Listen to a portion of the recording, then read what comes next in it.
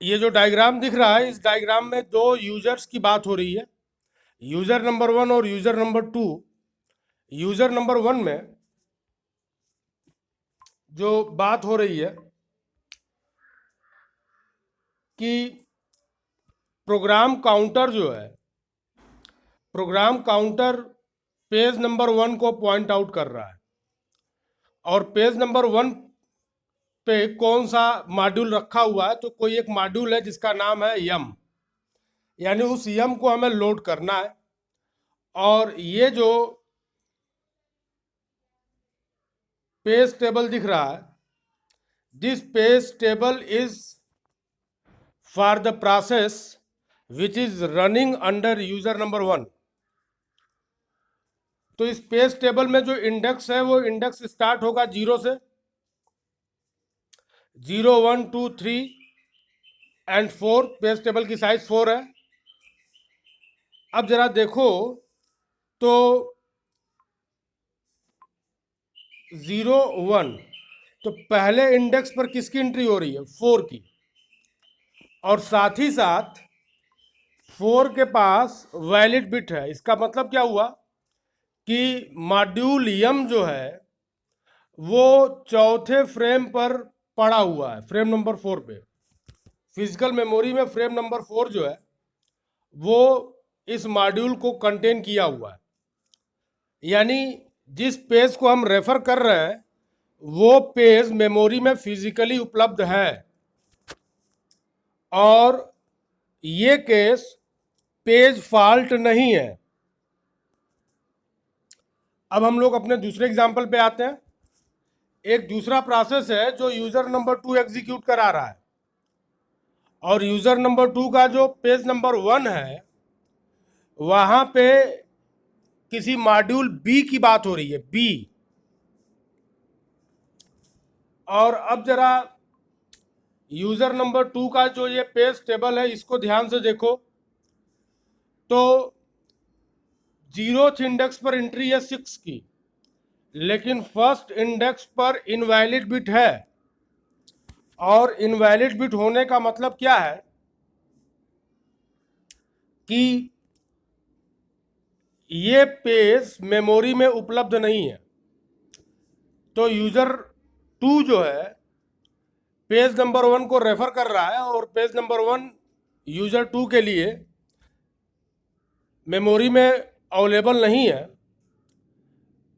तो हम लोग कहेंगे कि this is the case of page fault.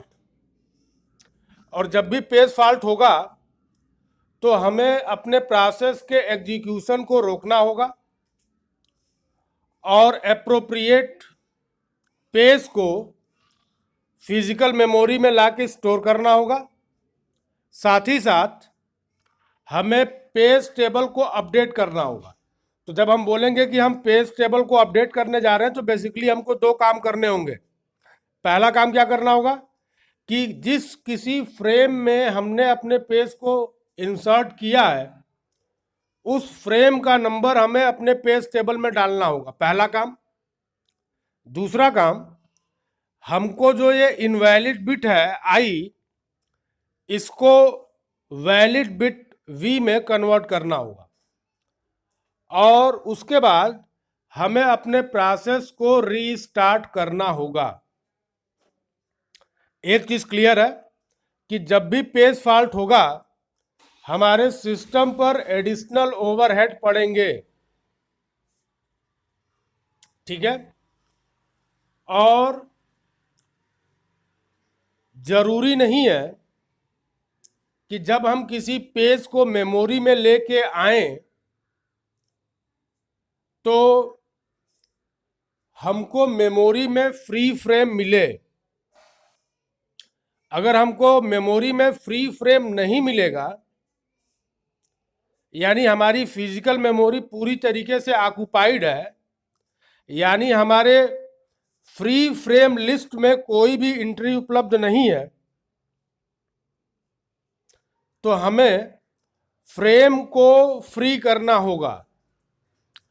और फ्रेम को फ्री करने का सीधा मतलब क्या है? फ्रेम को फ्री करने का सीधा मतलब यह है कि हमें किसी पर्टिकुलर पेज को फिजिकल मेमोरी से बाहर करना होगा, ठीक है, और पेजेस को फ्रेम से बाहर निकालना, इसी को हम लोग बोलेंगे पेज रिप्लेसमेंट। और इस पेज रिप्लेसमेंट के लिए बहुत सारे एल्गोरिदम्स हैं। एल्गोरिदम्स क्या बताएंगे? पॉलिसीज। जो कोई फ्रेम मेमोरी से बाहर किया जाएगा उसको हम लोग बोलेंगे विक्टिम पेज, उसको बोलेंगे हम लोग विक्टिम पेज। तो अगर कोई पूछता है कि पेज रिप्लेसमेंट से क्या मतलब है, तो जवाब क्या होगा कि हमारे फिजिकल मेमोरी में कोई भी फ्रेम जो है वो उपलब्ध नहीं है, फ्री नहीं है। उस केस में हमको क्या करना होगा? तो उस केस में हमको अपने फिजिकल मेमोरी से कुछ पेजेस को बाहर निकालने पड़ेंगे। और जनरली जो हम लोग एग्जाम्पल देखेंगे वो उसमें हम लोग किसी एक पेज को बाहर करेंगे। तो फ्रेम को हमें फ्री करना है, उसके लिए एग्जिस्टिंग पेजेस को देखना पड़ेगा और हमें उन एग्जिस्टिंग पेजेस में से किसी एक पेज को सेलेक्ट करना पड़ेगा रिप्लेस करने के लिए। जो भी पेज रिप्लेस करने के लिए सेलेक्ट किया जाएगा उसी पेज को हम लोग कहेंगे विक्टिम। तो हमारा जो पेज रिप्लेसमेंट एल्गोरिदम होगा वो क्या करेगा? विक्टिम पेज सेलेक्ट करेगा। हम लोग विक्टिम पेज को मेमोरी से क्या करेंगे? बाहर करेंगे। मेमोरी खाली हो जाएगी और मेमोरी जब खाली हो जाएगी तो हम लोग टारगेटेड पेज को उस पर्टिकुलर फ्रेम में लाके रख देंगे। प्रोसेस के साथ एसोसिएटेड पेज टेबल को अपडेट कर देंगे और प्रोसेस के एग्जीक्यूशन को रीस्टार्ट कर देंगे। तो this is the need for page replacement. Means मेरे पास फ्री फ्रेम्स उपलब्ध नहीं है। फ्री फ्रेम्स अगर उपलब्ध नहीं है तो फ्रेम को फ्री करो। और कौन करेगा? तो एल्गोरिदम्स। एल्गोरिदम्स बताएंगे कंडीशन, और on the basis of the condition victim page will be selected and victim page will be swapped out of the memory. जगह खाली होगी, नया पेज मेमोरी में आएगा। आगे चलते हैं।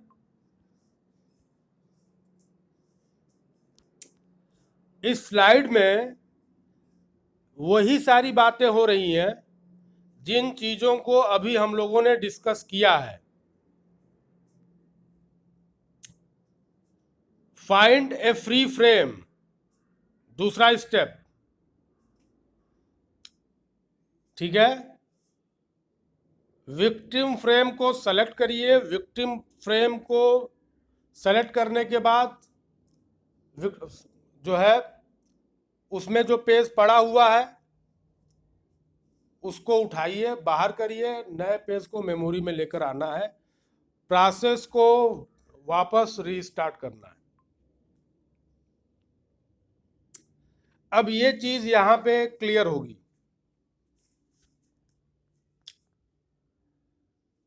ध्यान देना है कि ये जो पेज टेबल है उसमें दो एंट्री दिख रही है, एक आई और एक वी। आई मतलब इनवैलिड, तो जहां पे भी इनवैलिड बिट होगा मीन्स पेज फॉल्ट है। जहां पे वी है वैलिड बिट मीन्स वो पर्टिकुलर पेज हमारे मेमोरी में उपलब्ध है, ठीक है। अब हो क्या रहा है कि फिजिकल मेमोरी में समझाने के लिए बताया गया है कि F is the victim page. F is the victim frame. भाई यहाँ जो एंट्री होगी, जो इंडेक्सेस होंगे 0 1 2 3 4 पेज टेबल में, वो होंगे पेज नंबर, और पेज टेबल के अंदर जो एंट्री होगी वो होगी फ्रेम नंबर की। तो बताया जा रहा है कि हमने जो एल्गोरिज्म इस्तेमाल किया, उस एल्गोरिज्म ने कहा कि मान लो कि एक्स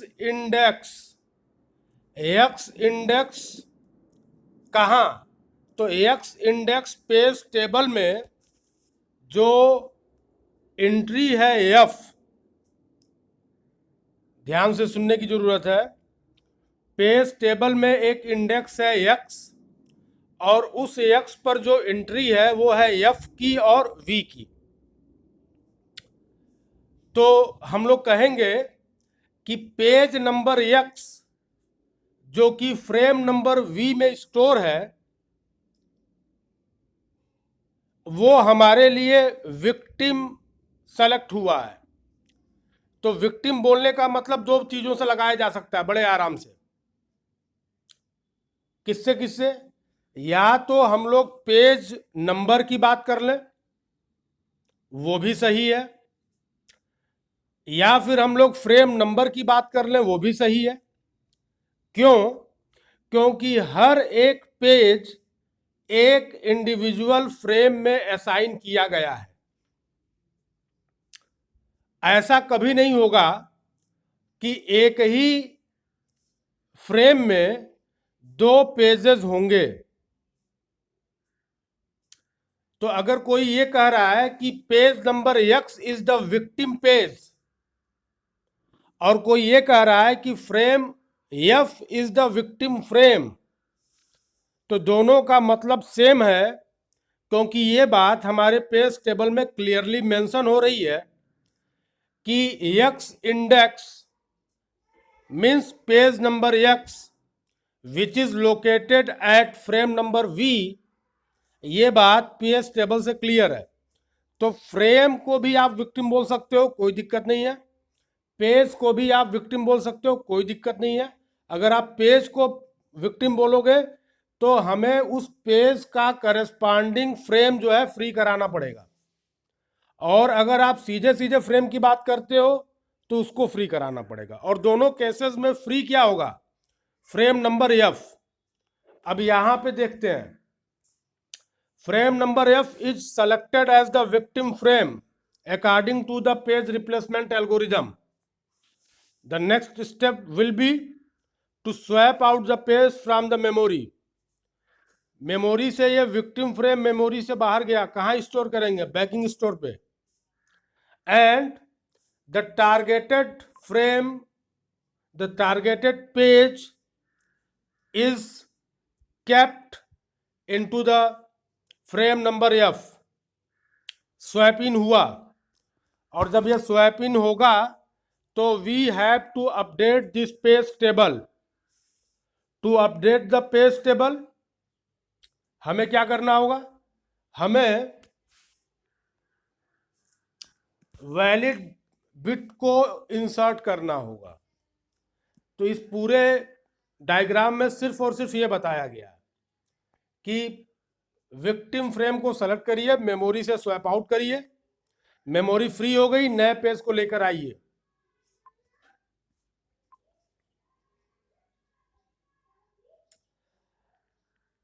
अब ये जो सीक्वेंस दिख रहा है,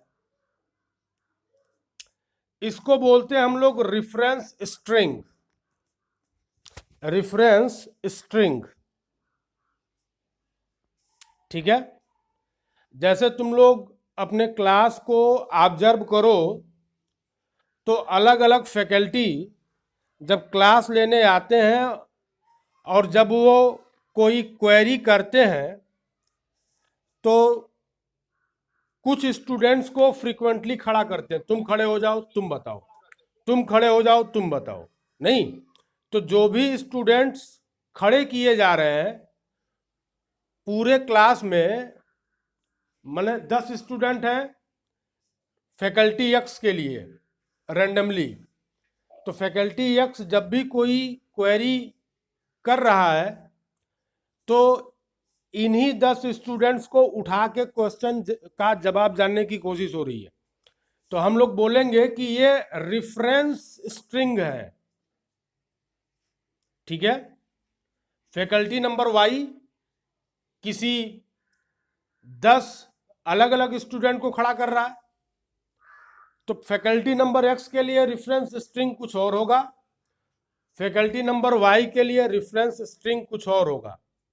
रेफरेंस स्ट्रिंग बोलने का मतलब ये है कि करंटली प्रोसेस को कंप्लीट होने के लिए किस आर्डर में पेजेस की जरूरत है वो बताया जा रहा है। तो जो हमने सर्किल किया है उसको जरा ध्यान से देखो, तो अपने पास टोटल 5 पेजेस हैं, और 5 पेजेस अगर हैं तो जब हम प्रोसेस को एग्जीक्यूट करा रहे हैं तो हमारा प्रोसेस जो है वो किस सीक्वेंस में पेजेस को रेफर कर रहा है। तो ये कभी जरूरी नहीं होगा कि प्रोसेस एग्जीक्यूशन के समय पेजेस को सीक्वेंसली एसेस करें। मीन्स अगर हमारे पास 5 पेजेस हैं तो पेज नंबर 0, 1, 2, 3 एंड 4 ऐसा नहीं होगा कि सीक्वेंशियल एसेस होगा केवल, कि सबसे पहले हम पेज नंबर 0 को रेफर करेंगे, फिर 1 को, फिर 2 को, फिर 3 को, फिर 4 को। नहीं, ऐसा बिल्कुल नहीं होगा। ये हमेशा प्रोग्राम के बिहेवियर के ऊपर डिपेंडेंट होगा, कैसा इनपुट दिया जा रहा है, किस तरीके से हमारे प्रोग्राम में एग्जीक्यूशन हो रहा है, किस तरीके से फ्लो ऑफ कंट्रोल हो रहा है, इसके आधार पे रेफरेंस बिट का सिलेक्शन होगा। यानी जैसा बिहेवियर होगा वैसा रेफरेंस बिट आएगा। तो ये जो मैंने सर्किल किया हुआ है इससे क्या पता चल रहा है कि हमारा कोई प्रोसेस पी है, वो जब अपना एग्जीक्यूशन स्टार्ट कर रहा है तो वो सबसे पहले पेज नंबर 1 को रेफर कर रहा है, फिर 2 को, फिर 3 को, फिर 4 को, 4 के बाद से 1 को, 2 को, 5 को, 5 के बाद से फिर 1 को, फिर 2 को, फिर 3 को, फिर 4 को और फिर 5 को कर रहा है। इस रेफरेंस बिट में 0 को कंसीडर नहीं किया गया, कोई बात नहीं। समझने के लिए जो नंबरिंग हुई है वो 0 से स्टार्ट ना होके 1 से स्टार्ट हुई है, तो it is not an issue, ठीक है। अब हम लोग अपने पेज रिप्लेसमेंट एल्गोरिदम से क्या उम्मीद करते हैं? तो जो हम लोग पेज रिप्लेसमेंट एल्गोरिदम से उम्मीद करेंगे कि हमारा पेज रिप्लेसमेंट एल्गोरिदम कम से कम पेज फॉल्ट रेट जनरेट करे, ठीक है। और कोई पूछता है कि ये पेज फॉल्ट बेसिकली किसके ऊपर डिपेंडेंट होगा, तो पेज फॉल्ट हमेशा रेफरेंस स्ट्रिंग के ऊपर डिपेंडेंट होगा, ठीक है। अब हम लोग आते हैं अगले स्लाइड पे।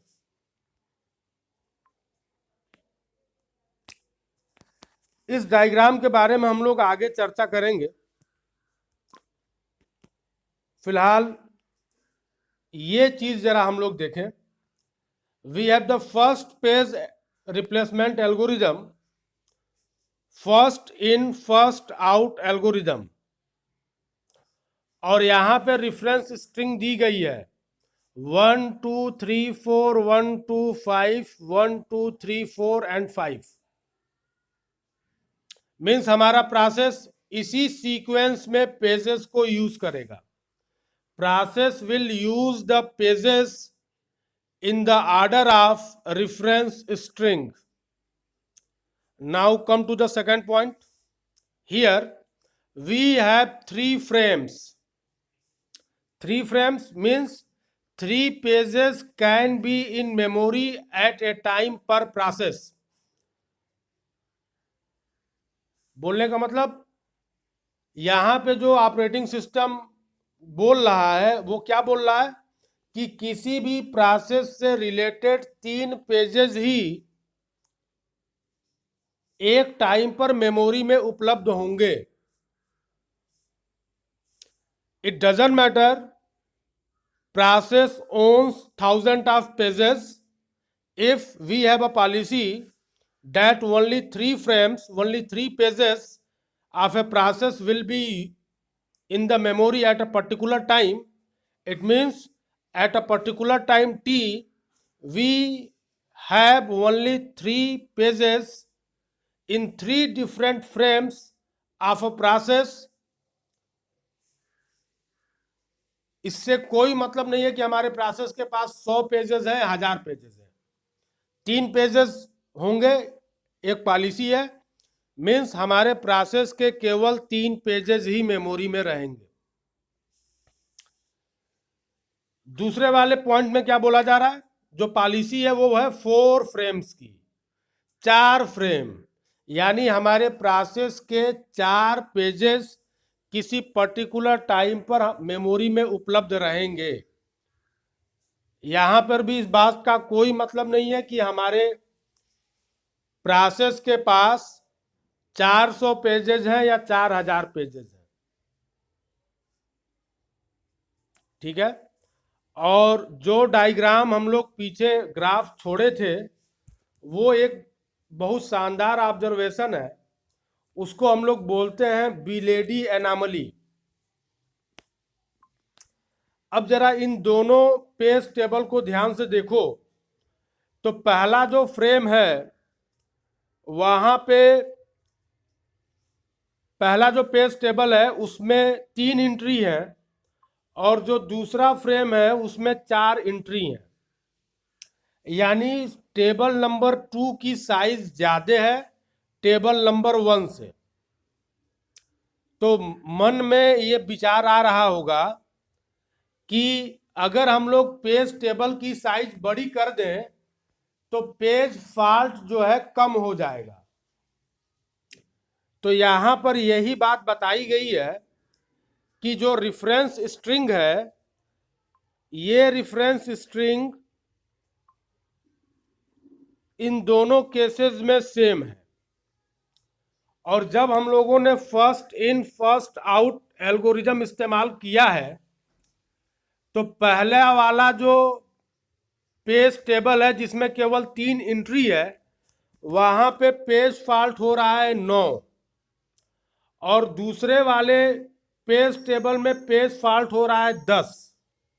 यानी ये भ्रम अपने दिमाग से निकाल दो कि अगर हम लोग पेज टेबल की साइज को बड़ा कर देंगे तो पेज फॉल्ट रेट को कम किया जा सकता है। ये जरूरी नहीं है। Remember, Belady anomaly is not a rule, it is statistical analysis, जो कहती है कि page fault is entirely dependent on the reference string. Point is to be noted. Page fault is entirely dependent on the reference string. It is not dependent on the size of the page table. कोई question करे कि page table having more capacity owns less page fault rate, put your comment. सीधे बोल दो कि जरूरी नहीं है, हम ये बात बोल ही नहीं सकते। पेज फॉल्ट पेज टेबल के साइज के ऊपर कभी भी निर्भर नहीं होगा। किसके ऊपर निर्भर होगा? रेफरेंस स्ट्रिंग के ऊपर निर्भर होगा। फर्स्ट इन फर्स्ट आउट एक एल्गोरिज्म है जिसको लेकर ये बात बोली जा रही है। हम लोग इस एल्गोरिज्म को अगले क्लास में जो है